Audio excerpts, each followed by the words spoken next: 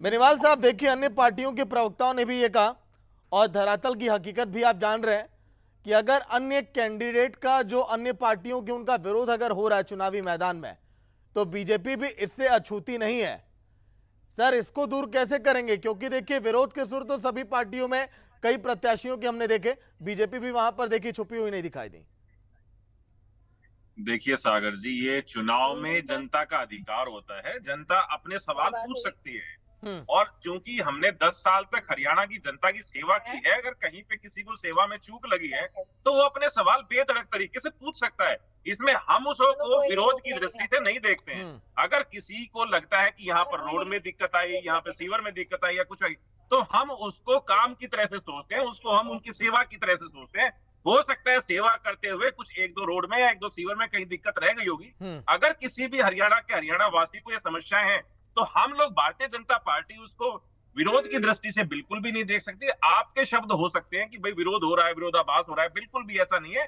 हरियाणा की जनता की हमने सेवा की, उस सेवा में कहीं कोई मोल भाव रहा, कहीं पे कोई चूक रही, वो हरियाणा की जनता हमें बताने का काम कर रही है कि अगले 5 साल में ये कमियां नहीं रहनी चाहिए। हरियाणा की जनता इसलिए आज आगे आकर भारतीय जनता पार्टी के उम्मीदवार जहां भी हैं, जहां पर आप विरोध शब्द का यूज कर रहे हैं, वहां देखिए पे उन बेनीवाल कैंडिडेट साहब, को ये बताया जा बेनीवाल रहा है कि साहब आने वाले आइए थोड़ा 5 साल में फैक्चुअल पॉइंट पे बात आपका अब रोड करते मैप हैं। ये भी होना बेनीवाल चाहिए। साहब, अगर जी। किसी एक संसदीय इलाके का आपका सांसद भी है, उन 9 विधानसभा जो 10 विधानसभा सीटें उस संसदीय इलाके में आती हैं, माफ करिए 9 विधानसभा, उन पर भी बीजेपी का ही विधायक है, कई सारे पार्षद भी आपके हैं, तब तो सर एक एक गली मोहल्ले की समस्याएं दूर होनी चाहिए ना लोगों की।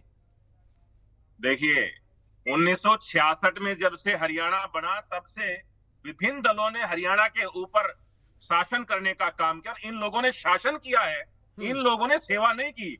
हम आज सेवा करने के लिए आए हैं। आज हम कह पा रहे हैं कि 24 फसलों पर फसल खरीदेंगे। हरियाणा का हर एक दाना किसान का खरीदा जाएगा एमएसपी के ऊपर।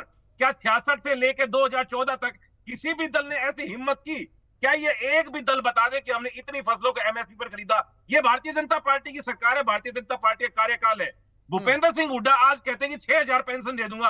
हरियाणा की जनता हंसती है भूपेंद्र सिंह हुड्डा पे कि 10 साल तक जब राज था तो 300 से 500 की थी, 1,000 रुपए भी नहीं दे पाए थे। अभी ये कहेंगे कि हम तो 1,000 दिए। एक बुजुर्ग का नाम बता देना बैठ करके कि किसको 1,000 रुपए पेंशन इन्होंने दी थी। ये भारतीय जनता पार्टी है कि 1,000 भी हमने दी और 3,000 भी हमने दी।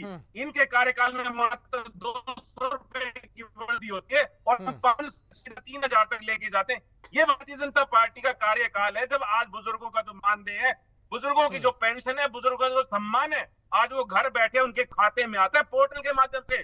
और उस पोर्टल को कांग्रेस की सरकार या भूपेंद्र सिंह हुड्डा खत्म करना चाहते हैं। ये 4 लाइनें आज फिर से लगनी स्टार्ट हो जाए। इनको मजा आता है कि हमारे ठीक है बेनीवाल साहब, जब इतने ज्यादा सवालों की बाढ़ आप छोड़ेंगे तो फिर जवाब भी देने का मौका दीजिए। ललित अरोड़ा जी हेडफोन लगा के बारीकी से सुन रहे हैं आपको।